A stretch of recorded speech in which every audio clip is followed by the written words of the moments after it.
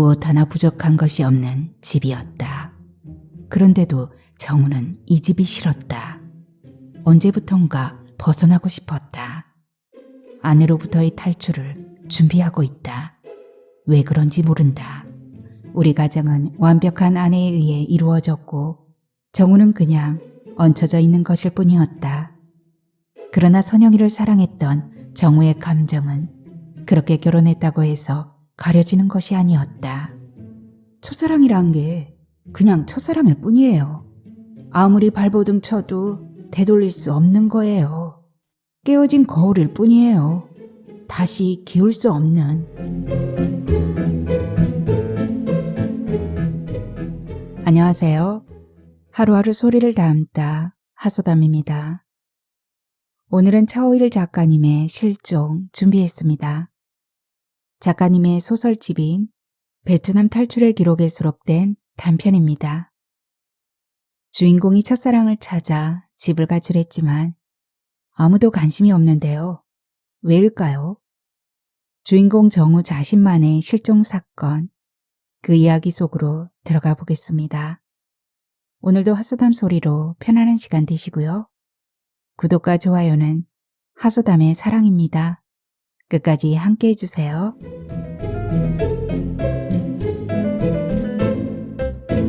실종 차오일.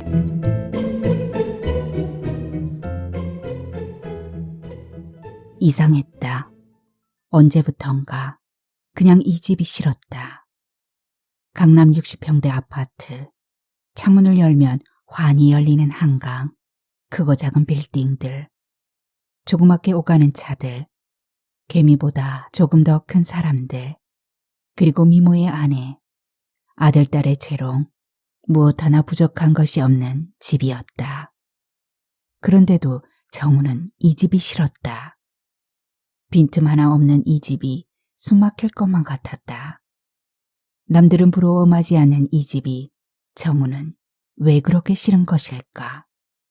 아내는 아침이면 일찍 일어나 세수를 하고 화장을 하고 밥을 짓고 아이들을 깨우고 학교를 보내고 정우 또한 회사 생활 하는데 모자람 없이 한다. 정우는 한 채의 오차나 빈틈 없이 톱니바퀴처럼 정확히 굴러가는 이 집을 언제부턴가 벗어나고 싶었다. 아내는 오늘 아침에도 정확하게 하녀처럼 말했다. 아침을 과일로 준비했어요. 요즘 아침엔 과일식이 유행이에요. 저 누군가가 아침엔 과일식으로 해야 한다고 책에서 써놓으니 온통 산다는 집마다 과일식이지 뭐예요. 처음엔 좀 그렇더라도 차츰 익숙해지면 좋을 거예요. 그러면서 아내는 토마토, 배, 사과, 수박을 우유와 함께 내왔다. 정우 기호는 상관없이 아내는 늘 이런 식이었다. 정우 의견은 묻지 않고 좋다고 하면 꼭 좋다는 것을 계속 고집했다. 정우가 싫다고 해도 좋은 것은 좋은 것이라며 아내도 자신의 고집을 꺾지 않았다. 아내는 자신의 판단에 언제나 자신만만했고 그리고 아이들도 남편인 정우도 그녀를 믿고 따르면 되는 것처럼 행동했다. 이 집이 싫었다. 빈틈 하나 없고 먼지 하나 없이 톱니바퀴처럼 굴러가는 이 집이 정우는 싫었다.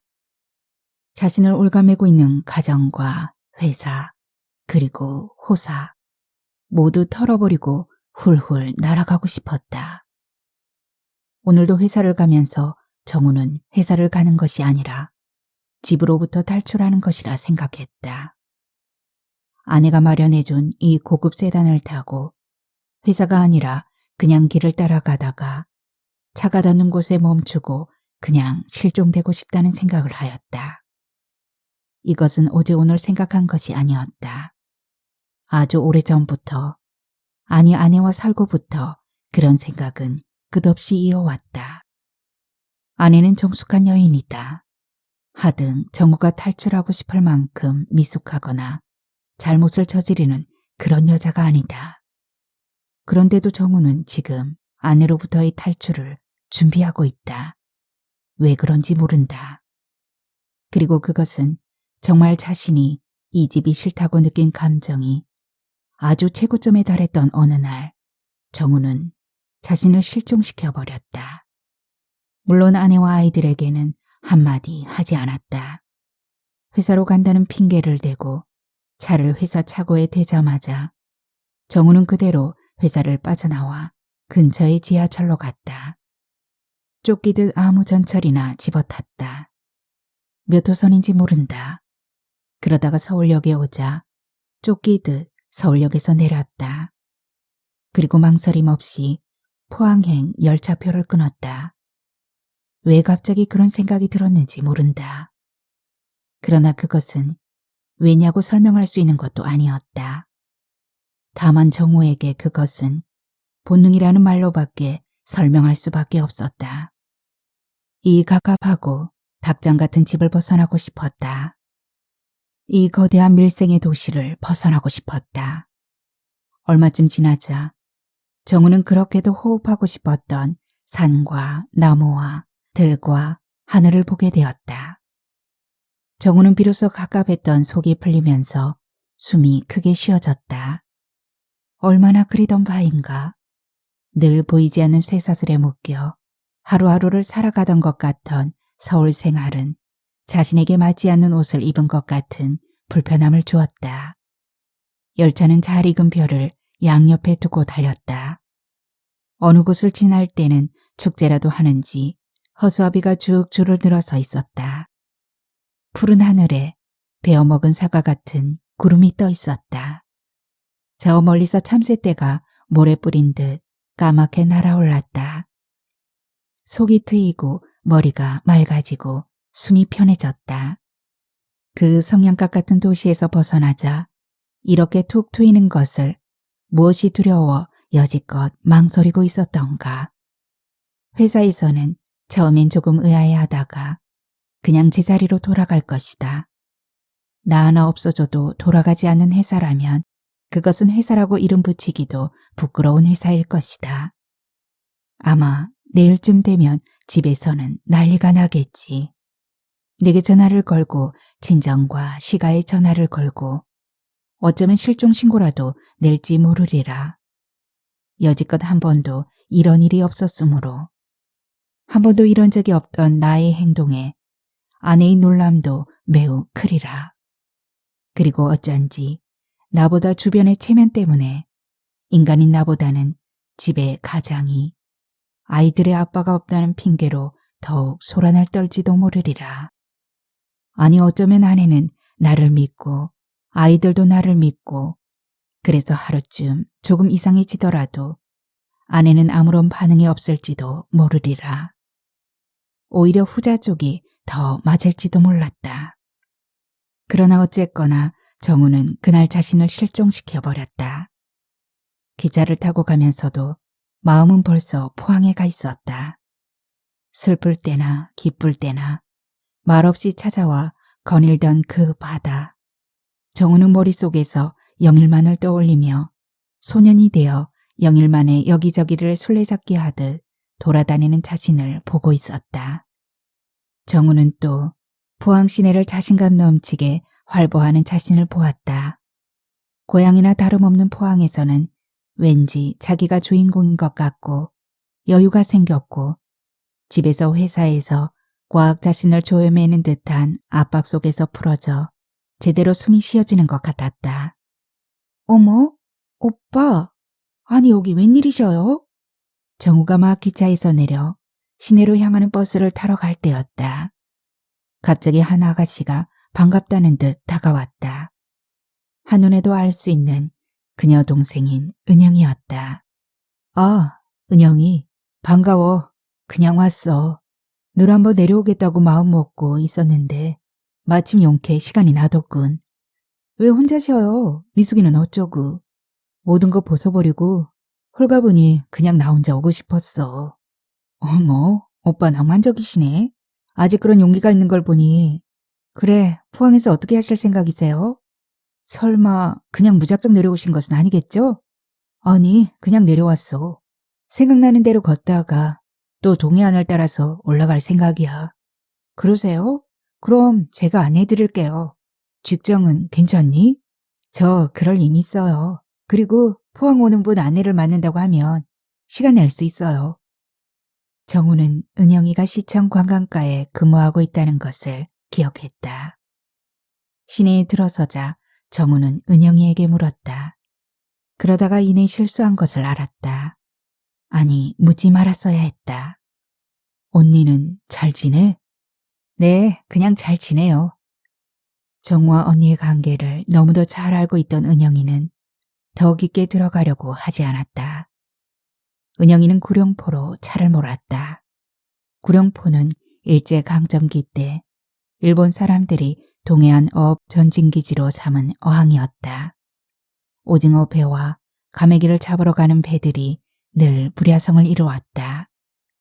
그러나 아버지가 포항 시내로 집을 옮기는 바람에 정우는 구룡포에 대한 기억은 더 이상 없었다. 형부와는 잘 지내? 정우가 은근히 그녀가 어떻게 지내는지 떠볼 심산으로 은영이에게 물었지만 그녀는 관심 없다는 듯 건조하게 받았다. 잘 지내요. 그런데 오빠, 미숙이는 어떠세요? 아내? 그냥 잘 지내. 아내는 선영이가 병원 의사와 결혼하자 신경질적으로 택해버린 여자였다. 아내의 집안이 포항에서 꽤 알아주는 졸부였다. 땅 장사를 통해 일가를 이룬 집안이었다. 그녀가 정우를 좋아했기 때문에 그리고 그녀의 집이 꽤 부자라는 것을 알고 있었기 때문에 정우는 빠르게 결혼을 했다. 그녀의 집이 부자라는 것은 아무것도 없는 정우의 서울 생활에 큰 도움을 주었다. 팍팍했던 서울 생활은 그녀와 결혼을 함으로써 아무 노력 없이 정우는 중산층으로 올라서게 되었다. 물질적인 면에서 그녀는 참으로 도움을 많이 주었다. 결혼이란 이렇게 도움을 주고받을 수 있는 거로구나. 그래서 서로가 자기보다 더 나은 상대를 찾으려고 그렇게 노력하는 거로구나. 아내는 자신에게 부족한 무엇인가를 정으로부터 얻으려고 했던 것일까. 그러나 선영이를 사랑했던 정우의 감정은 그렇게 결혼했다고 해서 가려지는 것이 아니었다. 아내는 결혼한 이후로 한 번도 자신의 집안이 부자라는 이유로 결단코 정우를 무시하지 않았다. 오히려 그런 것이 혹 정우에게 자격지심이라도 줄까봐 조심하였다. 아내는 정우의 성공을 위해 그리고 아들, 딸을 키우는데 소홀히 하지 않았다. 그녀는 아내로서, 엄마로서 좋은 처신을 해왔다. 나쁜 것이 있다면 오히려 정우가 그런 아내를 별로 탐탁지 않아 했다는 것뿐이다. 이래서는 안 된다는 것을 알면서도 정우는 이상하게 아내에게 마음이 가지 않았다. 아내를 이리저리 피했다. 그러면 그럴수록 아내는 더욱 자신이 잘못한 줄 알고 조심하는데 정우는 그것이 답답했던 것이었다. 그녀도 자신을 같이 미워했다면 정우는 차라리 마음의 부담을 덜었을지도 몰랐다. 그러면 지금과 같은 이런 자신을 실종시켜버리는 일은 없을지도 모르리라. 정우는 그녀의 치명적인 정숙함이 싫었던 것이다. 오빠, 기억나요? 이 성당. 구룡포에 닿았을 때 먼저 그녀는 정우를 구룡포 성당으로 데려다 주었다. 신부님도 이젠 바뀌었겠지? 그 신부님 돌아가셨어요. 오빠는 세월을 잊고 사시나 봐요. 그때가 벌써 언젠데. 그때 선영이와 함께 하기 위해 그 신부님을 찾아갔었다. 기독교에서 천주교로 개종하면서 신부님께 세례를 부탁했다. 신부님은 우리들의 사연을 듣고 흔쾌히 세례를 해주었다. 그때가 오순절 무렵이었던가. 신부님은 정우 머리를 짚고 기도문을 외웠다. 오순절 미사와 함께 그날부터 정우는 기독교 신자에서 천주교 신자로 바뀌었다. 그녀는 독실한 천주교 신자였다. 그녀와 함께 하겠다는 정우의 생각은 모태 신앙이었던 기독교를 천주교로 개종케 했다. 정우는 구룡포 성당을 둘러보고 낯익은 구룡포 거리를 걸어보았다. 동해안 한 구석에 처박혀 있어 그만큼 중앙으로부터 멀기 때문일까? 그때나 이제나 별 달라진 모습을 느끼지 못했다. 일제 때의 거리를 그대로 보존하려는 시청의 정책도 구룡포가 근대 도시로 나아가게 하는데 방해가 되는 것 같았다. 이에 은영이는 다시 정해진 코스인 듯 호미곶 광장으로 차를 몰았다. 처음 와본 곳도 아니었다. 포항을 올 때마다 수없이 가보았던 곳이었다. 모든 것이 여전했다. 사람들은 등대 주변으로 몰려들면서 여기저기서 그들 나름의 여행의 즐거움을 즐기고 있었다. 등대 박물관은 그대로인데 달라진 것은 찾는 사람들이 달라 있었을 뿐이었다. 울긋불긋 옷차림도 가을 단풍 못지않게 화려했다. 등대에서 바라보는 바다는 옛날 그 모습 그대로 변하지 않고 출렁대고 있었다. 그녀가 결혼한다는 소식을 은영이로부터 듣고 정우는 그것이 정말인가 싶었다. 정말 언니가 결혼한다니? 너 거짓말할래? 아니지? 아니지? 그녀의 동생으로부터 그녀의 결혼 소식을 듣던 날 정우는 눈물을 삼키며 이 호미곶 등대로 왔다. 바다를 바라보며 한없이 눈물을 삼켰다. 그리고 그녀가 떠난 후로는 그녀가 생각이 날 때면 이 호미곶 등대를 말없이 찾아와서 한없이 등대를 바라보았다. 저 등대가 무슨 희망을 주는 것은 아닐까? 그 무엇이 있지 않을까? 아내와의 결혼은 실로 순식간에 이루어졌다. 오빠, 왜 그래요? 오빠처럼 현명하고 냉철한 사람이 그까짓 언니 때문에 이렇게 시름에 빠지다니. 이제 어쩌겠어요. 잊어버릴 것은 빨리 잊어야지. 은영이는 갈피를 잡지 못하고 방황하고 있는 정우를 마치 어린아이 달래듯 정우 앞에서 말했다. 그리고 그녀 친구인 지금의 아내를 소개한 것이었다. 아내와의 결혼은 아내가 어떤 사람이라든지 정말 사랑하는지 이런 것은 접어버린 채 단지 선영이에 대한 실망과 미움으로 무작정 한 결혼이었다. 만일 그녀 동생인 은영이가 소개하지 않았더라면 정우는 어쩌면 결혼하지 않았을지도 몰랐다. 정우는 바다 가까이 가서 그리고 그때가 생각나서 바다를 뚫어질 듯이 바라보았다. 선영이가 자신의 행복을 찾아 떠나간 후 한때 정우는 그녀의 동생인 은영이를 그녀 대신으로 결혼하겠다는 생각을 한 적도 있었다. 그러나 한 집에서 그녀와 마주쳐야 한다는 것이 정우를 자꾸만 저었게 했다. 은영이가 시청일 때문에 내일 다시 오겠다는 말과 함께 가버린 후 정우는 천천히 걸으며 일대를 돌아보았다. 호미곶 광장에 설치물도 많이 들어섰고 예전과 달리 많이 화려해져 있었다. 그러다가 정우는 문득 오호사를 가보아야겠다는 생각을 했다. 갑자기 오호사에 있다는 친구가 생각났기 때문이었다. 친구는 고등학교를 같이 나오고 포스텍으로 진학한 것으로 알았는데 언제부턴가 실종되었다는 소식이 떠돌더니 한 학기가 지나서 불국사에 있다는 소식이 들렸다. 그러더니 수년 후 다시 오호사에 있다는 소식이 들렸다. 정우는 택시를 탔다. 그러나 그는 오호사 본절에도 온요함에도 어디서도 없었다. 그날 밤 대왕암 근처 간포의 한 호텔에 머물면서 정우는 슬며시 폰을 열어보았다. 모든 것을 차단한 채 자신을 실종시키고 싶었지만 그래도 폰에 무엇가 왔는지 궁금했다. 그러나 예상대로 폰에는 아무런 변화가 없었다. 그 큰 회사에서도 정우 하나 없다고 해서 돌아가지 않을 것도 아니었다. 정우는 다시 폰을 닫았다. 당분간 아무 생각 없이 하고 싶은 대로 하며 지낼 생각을 하였다. 한 며칠간 자신을 실종시켜 동해안 일대를 따라 걸을 생각을 했다. 집에서도 정우의 자리는 없었다. 정우가 없더라도 아내와 아이들은 살아나갈 것이고 정우가 없어져도 회사는 굴러갈 것이었다. 이튿날 은영이가 호텔 앞에 미리 차를 대기해 놓고 있었다. 잘 주무셨어요? 그냥.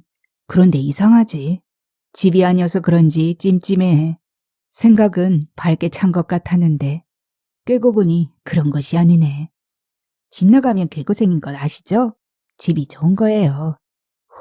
오빠 미숙이와 문제 있는 거 아니에요? 아니, 그냥 이 포항에 오고 싶었어. 어릴 적 생각도 나고. 고향 생각도 좋지만 오빠한테 좋은 기억이 아닐 텐데 뭐가 좋다고 고향이랍시고 찾아와요. 아니, 오고 또 오고 싶었어.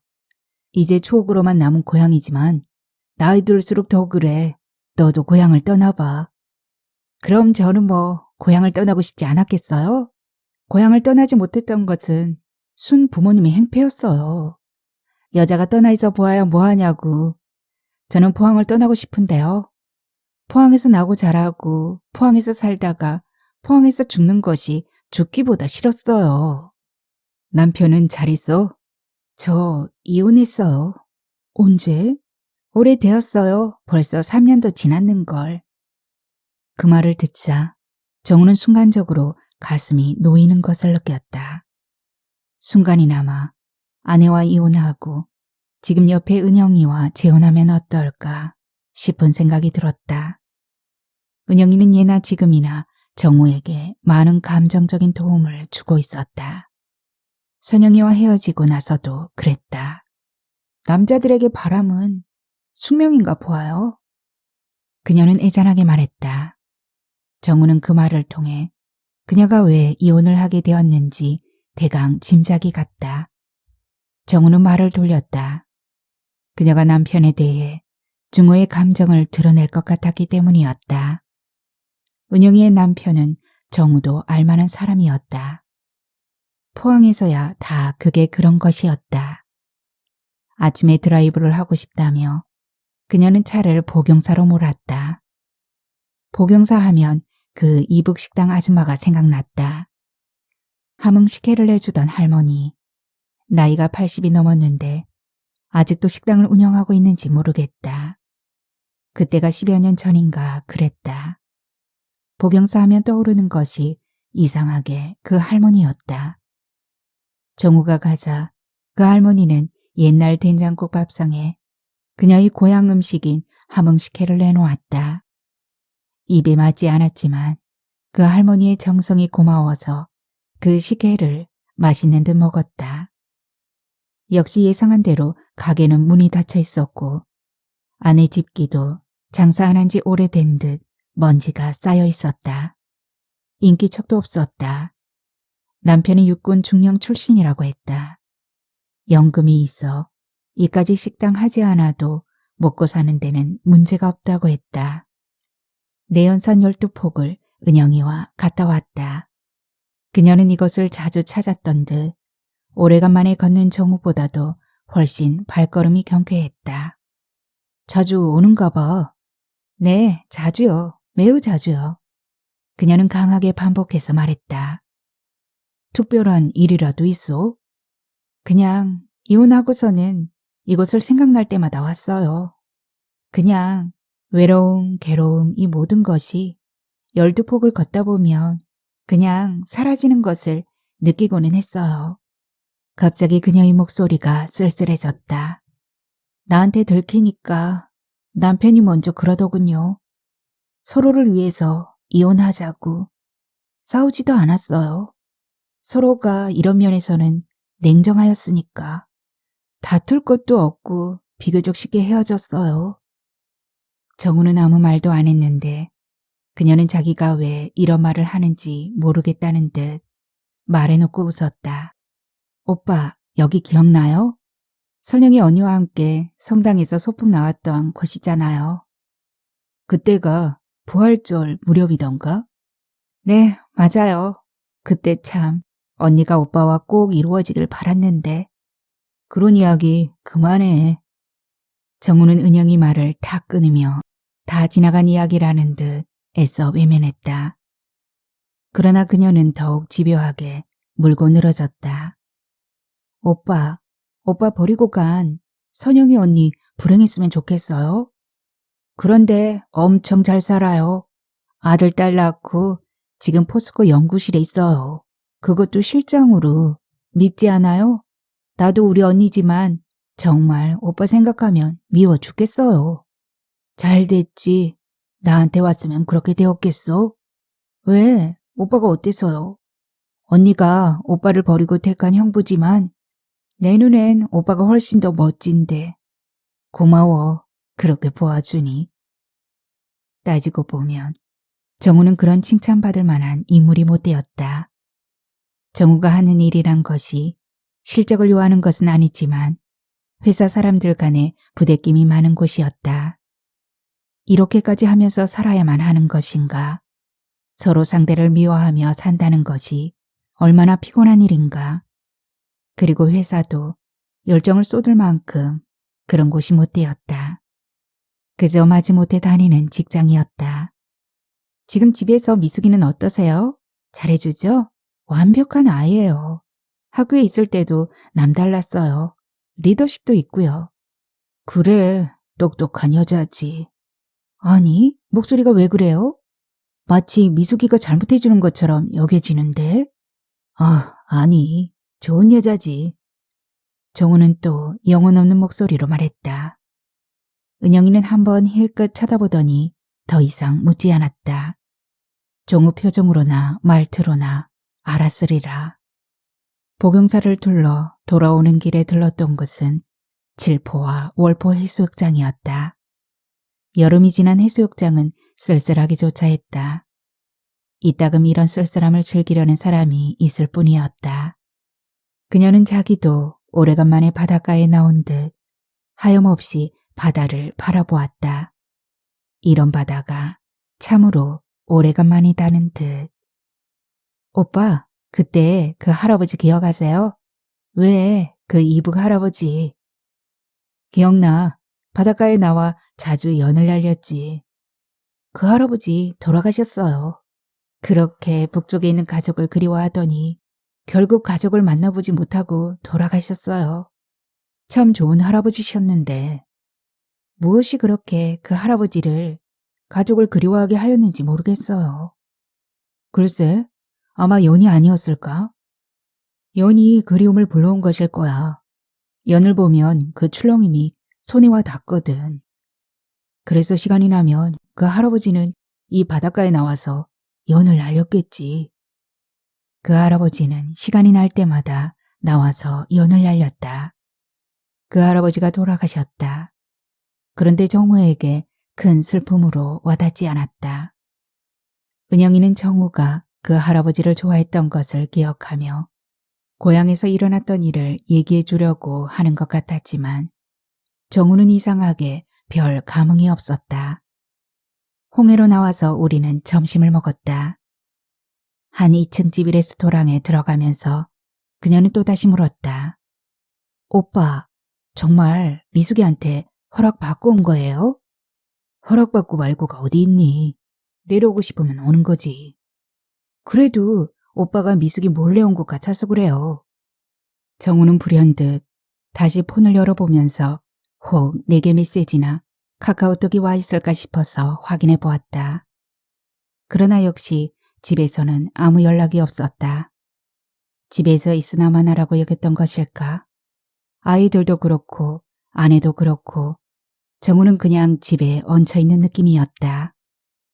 그런 것은 정우의 잘못이라기보다는 처음부터 우리 가정은 완벽한 아내에 의해 이루어졌고 정우는 그냥 얹혀져 있는 것일 뿐이었다. 아이들은 모두 아내 편에 있었다. 언제부터인지 모른다. 그런 것은 정우가 아내를 싫어하게 되고 이 가정이 싫다는 것으로 변하게 하였다. 정우는 겉돌아왔고 그리고 이 소굴을 벗어나고 싶다는 생각을 하게 하였다. 경제권은 모두 아내에게 있었다. 아내는 정우를 깎듯이 남편으로 대해주었지만 그 숨막힐 듯한 완벽함은 정우를 질리게 하였다. 자격지심일까? 몇 번이나 이 집으로부터의 탈출을 꿈꾸었고 몇 번이나 자신과 아내의 관계에 대한 질문을 던짐으로써 애써 가라앉히려 했지만 쉽게 가라앉지 않았다. 정우는 이혼까지도 생각했다. 이게 산다고 할 수 있는 것일까? 정우는 이 정이 없는지, 아니 가정이라는 사무실을 뛰쳐나가야겠다는 생각을 늘 해왔다. 그리고 마침내 실행했던 것이다. 아내와의 사이에 싸움이나 큰 소리는 없었다. 그냥 우리 집은 사무실이나 다름없다고 생각할 뿐이었다. 애정이 없는 집. 그런 생각을 하며 정우는 자꾸만 은영이에게로 기울어졌다. 그녀가 이혼했다는 사실은 정우의 이런 마음을 더욱 그녀에게 끌리게 하였다. 은영이는 이번에는 해안을 따라 달렸다. 호미곶을 달려 구룡포를 지나 장기읍성까지 드라이브를 했다. 지금까지와는 달리 바다를 보며 달리니 눈이 한결 시원했다. 정우는 그 옛날 그녀와 함께 자전거를 타고 이 길을 갔던 기억을 더듬었다. 다 부질없는 일이었다. 오빠, 장기읍성 기억나요? 왜, 오빠 친구 성석 오빠. 기억나지? 지금 여기 초등학교에 근무하고 있어요. 만나보실래요? 그만둬. 수업 중일 텐데. 찾아가서 방해만 하는 거지. 오빠한테 미숙이 뺏기고 나서 얼마나 울었는지 아세요? 뭐? 성석 오빠가 미숙이에게 얼마나 공들였다고요. 그런데 그것도 모르고 나는 미숙이를 오빠한테 소개했고, 성석 오빠가 그런 줄 알았다면 오빠한테 미숙이를 소개하는 것이 아니었는데 제 잘못도 커요. 아직 결혼 안고 있어요. 놀라웠다. 성석이가 아내를 사랑했다니. 정우가 선영이를 잊지 못하듯 성석이는 아내를 잊지 못하고 있는 것인가. 정우가 만일 아내와 이혼을 한다면 아내는 성석이와 재혼을 할 것인가. 정우가 바로 선영이를 못 잊듯이. 다시 해안길을 따라 양포를 지나 구룡포까지 왔다. 어제 보고 오늘 다시 보아도 물리지 않는 익숙한 거리였다. 어제 볼 때는 그렇게 우울하게 보였던 것이 오늘 은영이와 함께 다시 보니 우울한 감정은 사라지고 그냥 정겨운 고향의 거리로 돌아와 있었다. 은영이는 나를 시장과 일본인 거리를 데리고 다니면서 변한 구룡포에 대해 말해주었다. 그러나 정우는 그것보다 구룡포 언덕에 올라보며 바다를 내려다보고 싶었다. 오징어잡이 배가 출어를 앞두고 한창 수리하고 있었다. 무엇보다 저런 생동감이 있는 구룡포가 좋았고 그런 배가 떠있는 구룡포 앞바다가 좋았다. 언덕에서 구룡포 앞바다를 내려다보며 그녀를 생각했다. 구룡포 근대 거리에서는 때마침 과메기 축제를 앞두고 어수선했다. 오빠 생각나요? 오빠가 서울서 전학 왔을 때 여자애들이랑 남자애들이 따라다니며 놀렸던 거 기억나지? 그런데 나는 하나도 슬프지 않았어. 언니를 보았으니까. 언니가 있다는 것을 알았을 때 오히려 기뻤어. 서울에서도 언니 같은 애는 없었어. 그건 오빠가 선영이 언니만을 생각했기 때문일 거예요. 서울엔 예쁜 애들이 얼마나 많은데. 그렇지 않았어. 선영인 정말 예뻤어. 이건 내가 아니더라도 마찬가지였을 거야.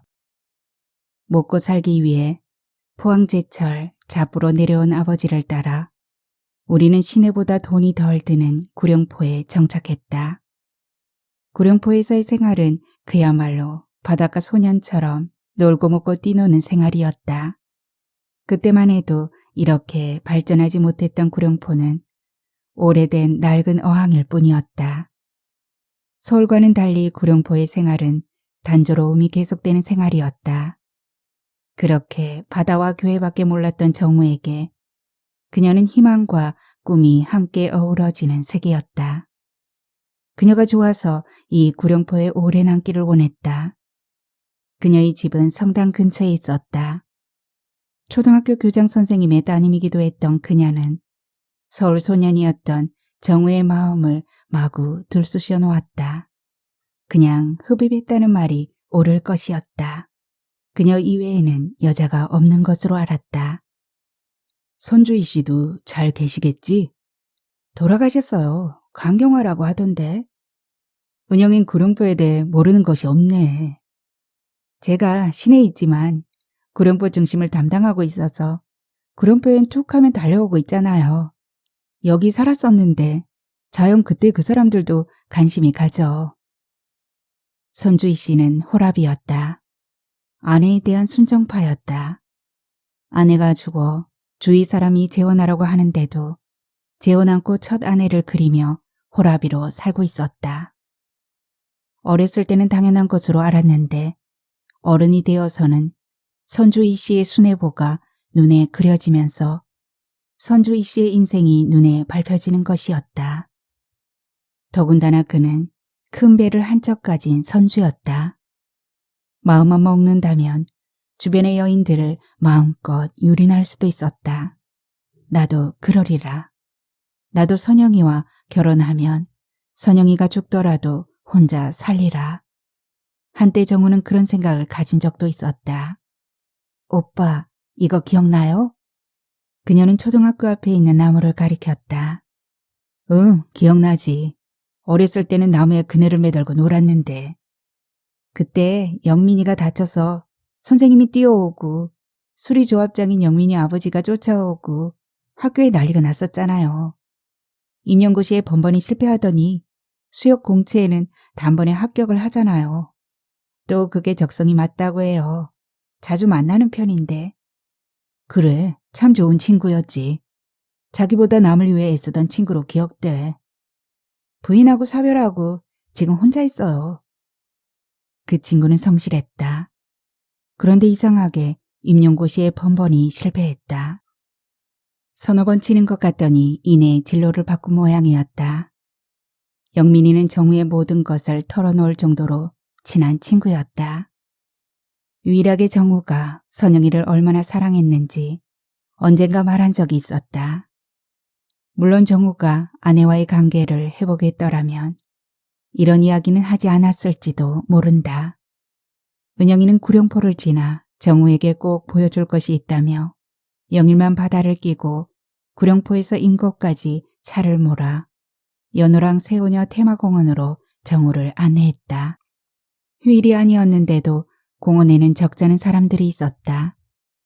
유치원에서 놀러온 아이들, 관광버스에 실려온 사람들, 그리고 자가용을 몰고 온 가족 단위의 사람들이 성글지만 그래도 테마공원 곳곳을 메우고 있었다.